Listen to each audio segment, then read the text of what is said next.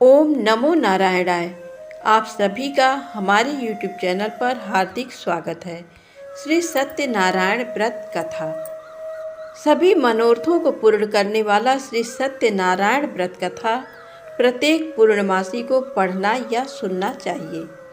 आइए जानते हैं श्री सत्यनारायण व्रत कथा। एक समय नैमिषारण्य 88,000 ऋषियों ने श्री सूत जी से पूछा, हे प्रभु, इस कलयुग में वेद विद्या रहित मनुष्यों को प्रभु भक्ति किस प्रकार मिलेगी तथा उनका उद्धार कैसे होगा। इसलिए हे मुनि श्रेष्ठ, कोई ऐसा व्रत कहिए जिससे थोड़े समय में पुण्य प्राप्त होवे तथा मनोवांछित फल मिले। ऐसी कथा सुनने की हमारी इच्छा है। सर्वशास्त्र ज्ञाता सूत जी बोले, हे वैष्णवों में पूज्य, आप सबने सर्व प्राणियों के हित की बात पूछी है। अब मैं उस श्रेष्ठ व्रत को आप लोगों से कहूँगा जिस व्रत को नारद जी ने लक्ष्मी नारायण से पूछा था। एक समय योगी राज नारद जी दूसरों के हित की इच्छा से अनेक लोकों में घूमते हुए मृत्यु लोक में आ पहुँचे। वहाँ बहुत योनियों में जन्मे हुए प्रायः सभी मनुष्यों को अपने कर्मों के द्वारा अनेक दुखों से पीड़ित देखकर सोचा कि किस यत्न के करने से निश्चय ही इनके दुखों का नाश हो सकेगा। नारद ऐसा मन में सोचकर विष्णु लोक को गए।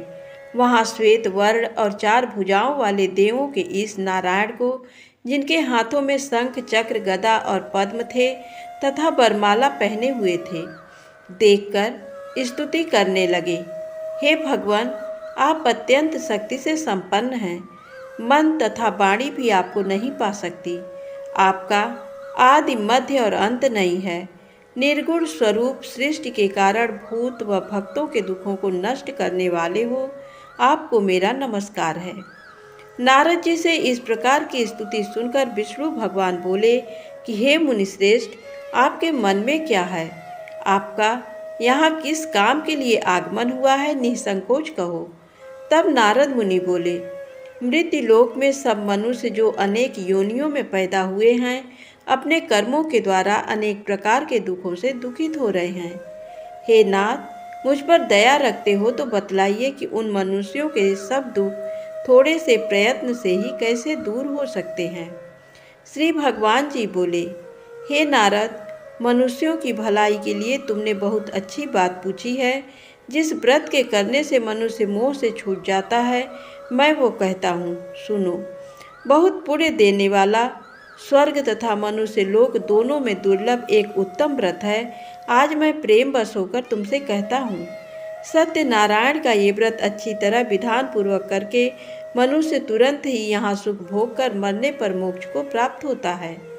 श्री भगवान के वचन सुनकर नारद मुनि बोले, उस व्रत का क्या फल है, क्या विधान है, किसने ये व्रत किया है और किस दिन ये व्रत करना चाहिए, विस्तार से बताइए। भगवान बोले, दुख शोक आदि को दूर करने वाला, धन धान्य को बढ़ाने वाला, सौभाग्य तथा संतान को देने वाला ये व्रत सब स्थानों पर विजय कराने वाला है। भक्ति और श्रद्धा के साथ किसी भी दिन मनुष्य श्री सत्यनारायण भगवान की शाम के समय ब्राह्मणों और बंधुओं बांधवों के साथ धर्मपरायण होकर पूजा करे। भक्ति भाव से नैवेद्य केले का खम्भ, घी, दूध और गेहूं का चूर्ण सवाया लेवे। गेहूं के अभाव में साठी का चूर्ण, शक्कर तथा गुड़ ले और सब भक्षण योग्य पदार्थ जमा करके भगवान को अर्पण कर देवे तथा बंधुओं सहित ब्राह्मणों को भोजन करावे। तत्पश्चात स्वयं भोजन करे। नृत्य गीत आदि का आचरण कर सत्यनारायण भगवान को स्मरण करते हुए समय व्यतीत करे। इस तरह व्रत करने पर मनुष्यों की इच्छा निश्चय ही पूरी होती है। विशेषकर कलिकाल में भूमि पर यही मोक्ष का सरल उपाय है। सूत जी बोले, हे ऋषियों, जिन्होंने पहले समय में इस व्रत को किया है, उनका वृत्तांत कहता हूँ, ध्यान से सुनो। सुंदर काशीपुरी नगरी में अति निर्धन ब्राह्मण रहता था। वो भूख और प्यास से बेचैन हुआ नित्य ही पृथ्वी पर घूमता था। ब्राह्मणों से प्रेम करने वाले भगवान ने ब्राह्मण को दुखी देखकर बूढ़े ब्राह्मण का रूप धरकर उसके पास जा आदर के साथ पूछा, हे विप्र, नित्य दुखी हुआ पृथ्वी पर क्यों घूमता है? हे श्रेष्ठ ब्राह्मण, ये सब मुझसे कहो, मैं सुनना चाहता हूँ। ब्राह्मण बोला, मैं बहुत निर्धन ब्राह्मण हूँ, भिक्षा के लिए पृथ्वी पर फिरता हूँ। हे भगवान, यदि आप इसका उपाय जानते हो तो कृपा कर कहें। वृद्ध ब्राह्मण बोला कि सत्यनारायण भगवान मनोवांछित फल को देने वाले हैं, इसलिए हे ब्राह्मण, तू उनका पूजन कर, जिसके करने से मनुष्य सब दुखों से मुक्त होता है। ब्राह्मण को व्रत का सारा विधान बतलाकर बूढ़े ब्राह्मण का रूप धारण करने वाले सत्यनारायण भगवान अंतर्धान हो गए। जिस व्रत को वृद्ध ब्राह्मण ने बतलाया है, मैं उसको अवश्य करूँगा। ये निश्चय करने पर उस ब्राह्मण को भी नींद नहीं आई। वह सवेरे ही उठ सत्यनारायण के व्रत का निश्चय कर भिक्षा के लिए चला। उस दिन उसको भिक्षा में बहुत सा धन मिला, जिससे बंधु बांधवों के साथ उसने सत्यनारायण का व्रत किया। उसके करने से वो ब्राह्मण सब दुखों से छूटकर अनेक प्रकार की संपत्तियों से युक्त हुआ। उस समय से वो ब्राह्मण हर मास व्रत करने लगा। इस तरह सत्यनारायण भगवान के व्रत को जो करेगा, सब पापों से छूटकर मोक्ष को प्राप्त होगा। आगे जो पृथ्वी पर सत्यनारायण का व्रत करेगा, वो मनुष्य सब दुखों से छूट जाएगा। इस तरह नारद जी ने सत्यनारायण का कहा हुआ ये व्रत तुमसे कहा। हे विप्र, अब मैं और क्या कहूँ? ऋषि बोले, हे मुनीश्वर, संसार में इस ब्राह्मण से सुनकर किस किसने इस व्रत को किया, हम सब वो सुनना चाहते हैं। इसके लिए हमारे मन में श्रद्धा है। सूत जी बोले, हे मुनियों, जिसने इस व्रत को किया है वो सब सुनो। एक समय वो ब्राह्मण धन और ऐश्वर्य के अनुसार बंधु बांधवों के साथ व्रत करने को तैयार हुआ। उसी समय एक लकड़ी बेचने वाला बूढ़ा आदमी आया और बाहर लकड़ियों को रखकर ब्राह्मण के मकान में गया। प्यास से दुखी लकड़हारा उनको व्रत करते देखकर ब्राह्मण को नमस्कार करके पूछने लगा कि आप ये क्या कर रहे हैं और इसके करने से क्या फल मिलता है, कृपा करके मुझसे कहें। ब्राह्मण ने कहा, सब मनोकामनाओं को पूरा करने वाला ये सत्यनारायण भगवान का व्रत है। इसकी ही कृपा से मेरे यहाँ धन धान्य आदि की वृद्धि हुई है। ब्राह्मण से व्रत के बारे में जानकर लकड़हारा बहुत प्रसन्न हुआ। चरणामृत ले और प्रसाद खाने के बाद अपने घर को आया। लकड़हारे ने मन में इस प्रकार का संकल्प किया कि आज ग्राम में लकड़ी बेचने से जो धन मिलेगा, उसी से सत्यनारायण देव का उत्तम व्रत करूँगा।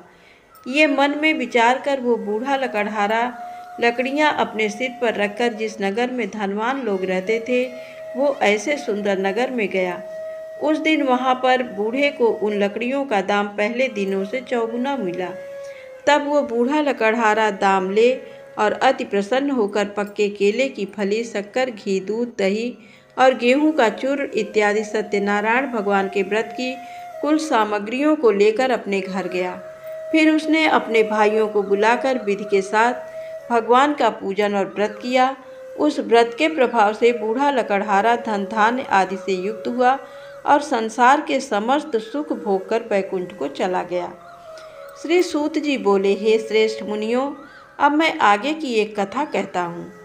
प्राचीन काल में उल्कामुख नाम का एक महान ज्ञानी राजा था। वह जितेंद्रीय और सत्यवक्ता था। प्रतिदिन मंदिरों में जाता तथा गरीबों को धन देकर उनके दुख दूर करता था। उसकी पत्नी कमल के समान सुंदर मुख वाली और सती साध्वी थी।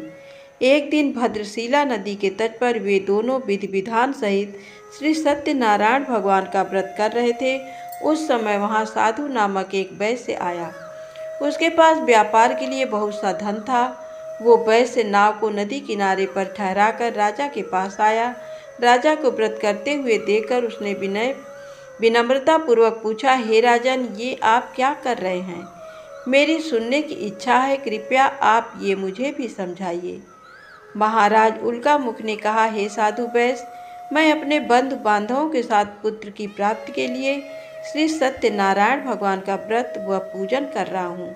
राजा की वचन सुनकर साधु नामक वैश्य ने आदर से कहा, हे राजन, मुझे भी इसका संपूर्ण विधि विधान बताएं। मैं भी आपके कहे अनुसार इस व्रत को करूँगा। मेरी भी कोई संतान नहीं है। मुझे विश्वास है इस उत्तम व्रत को करने से अवश्य ही मुझे भी संतान होगी। राजा से व्रत के सब विधान सुन व्यापार से निवृत्त हो वो वैश्य सुखपूर्वक अपने घर आया उसने अपनी पत्नी को संतान देने वाले उस व्रत के विषय में सुनाया और प्रण किया कि जब मेरे संतान होगी तब मैं इस व्रत को करूँगा। वैश्य ने ये वचन अपनी पत्नी लीलावती से भी कहे। एक दिन उसकी पत्नी लीलावती श्री सत्यनारायण भगवान की कृपा से गर्भवती हो गई।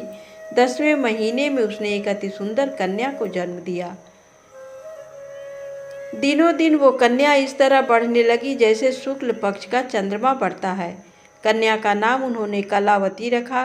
तब लीलावती ने मीठे शब्दों में अपने पति को याद दिलाया कि आपने जो भगवान का व्रत करने का संकल्प किया था, अब आप उसे पूरा कीजिए। साधु वैश्य ने कहा, हे प्रिय, मैं कलावती के विवाह पर इस व्रत को करूँगा। इस प्रकार अपनी पत्नी को आश्वासन दे वो व्यापार करने विदेश चला गया। कलावती पितृगृह में वृद्धि को प्राप्त हो गई। लौटने पर साधु ने जब नगर में सखियों के साथ अपनी वयस्क होती पुत्र को खेलते देखा तो उसे उसके विवाह की चिंता हुई। तब उसने एक दूत को बुलाकर कहा कि उसकी पुत्री के लिए कोई सुयोग्य वर देखकर लाए। दूत साधु नामक वैश्य की आज्ञा पाकर कंचन नगर पहुंचा और देखभाल कर वैश्य की कन्या के लिए एक सुयोग्य बड़िक पुत्र ले आया। उस सुयोग्य लड़के के साथ साधु नामक वैश्य ने अपने बंधु बांधवों सहित प्रसन्न चित्त होकर अपनी पुत्री का विवाह कर दिया। दुर्भाग्य से वह विवाह के समय भी सत्यनारायण भगवान का व्रत करना भूल गया। इस पर श्री सत्यनारायण भगवान अत्यंत क्रोधित हो गए। उन्होंने वैश्य को श्राप दिया कि तुम्हें दारुण दुख प्राप्त होगा।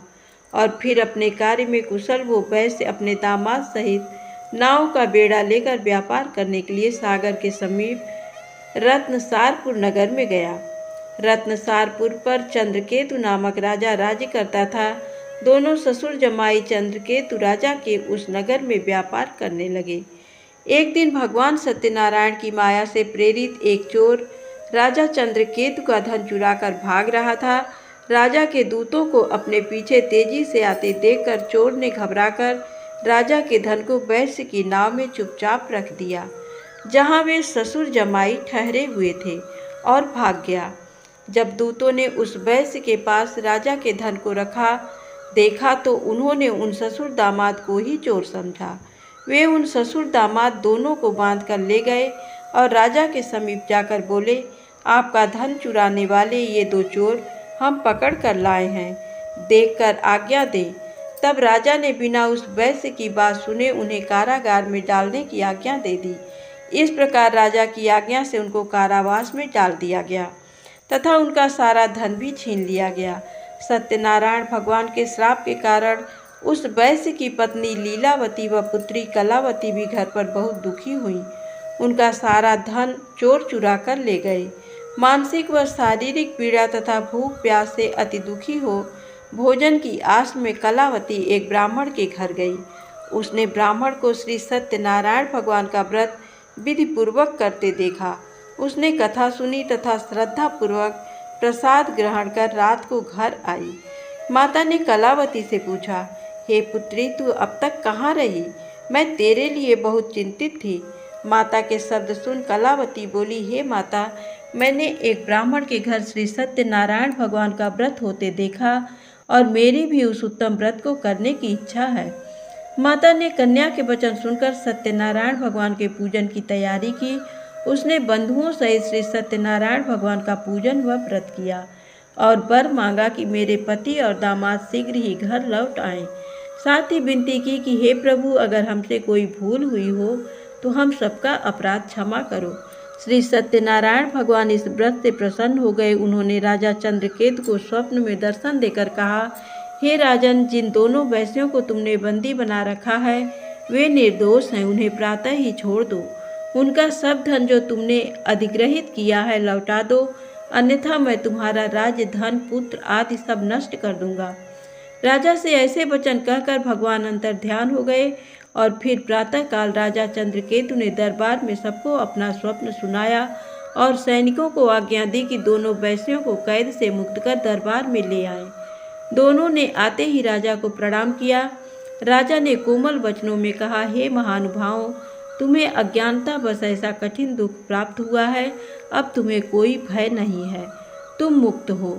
इसके बाद राजा ने उनको नए नए वस्त्राभूषण पहनवाए तथा उनका जितना धन लिया था उससे दुगना लौटाकर आदर से विदा किया। दोनों वैश्य अपने घर को चल दिए। सूत जी ने आगे कहा, वैश्य ने यात्रा आरंभ की और अपने नगर को चला। उनके थोड़ी दूर आगे बढ़ने पर दंडी वेशधारी श्री सत्यनारायण भगवान ने उसकी परीक्षा लेने हेतु उससे पूछा, हे वैश्य, तेरी नाव में क्या है? अभिमानी वणिक हंसता हुआ बोला, हे दंडी, आप क्यों पूछते हैं? क्या धन लेने की कामना है? मेरी नाव में तो बेल के पत्ते भरे हैं। वैश्य के ऐसे वचन सुनकर दंडी वेशधारी श्री सत्यनारायण भगवान बोले, तुम्हारा वचन सत्य हो। ऐसा कहकर वे वहां से चले गए और कुछ दूर जाकर समुद्र के तट पर बैठ गए। दंडी महाराज के जाने के पश्चात वैश्य ने नित्य क्रिया से निवृत्त होने के बाद नाव को ऊंची उठी देखकर अचंभा किया तथा नाव में बेल पत्ते आदि देखकर मूर्छित हो जमीन पर गिर पड़ा। मूर्छा खुलने पर अतिशोक करने लगा। तब उसके दामाद ने कहा, आप शोक न करें, ये दंडी महाराज का श्राप है, अतः हमें उनकी शरण में ही चलना चाहिए, वही हमारे दुखों का अंत करेंगे। दामाद के वचन सुनकर वो वैश्य दंडी भगवान के पास पहुंचा और अत्यंत भक्तिभाव से पश्चाताप करते हुए बोला, मैंने जो आपसे असत्य वचन कहे थे उनके लिए मुझे क्षमा करें। ऐसा कहकर वह शोकातुर हो रोने लगा। तब दंडी भगवान बोले, हे वणिक पुत्र, मेरी आज्ञा से ही बार बार तुझे दुख कष्ट प्राप्त हुआ है, तू मेरी पूजा से विमुख हुआ। तब उस वैश्य ने कहा, हे भगवान, आपकी माया को ब्रह्मा आदि देवता भी नहीं जान पाते, तब मैं मूर्ख भला कैसे जान सकता हूँ? आप प्रसन्न होइए, मैं अपनी क्षमता अनुसार आपकी पूजा करूँगा। मेरी रक्षा कीजिए और मेरी नौका को पहले के समान धन से परिपूर्ण कर दीजिए। उसके भक्ति से परिपूर्ण वचन सुनकर श्री सत्यनारायण भगवान प्रसन्न हो गए और उसकी इच्छानुसार वर देकर अंतर्ध्यान हो गए।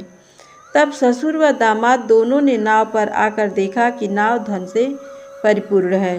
फिर वो विधि विधान से भगवान सत्यनारायण का पूजन कर साथियों सहित अपने नगर को चला।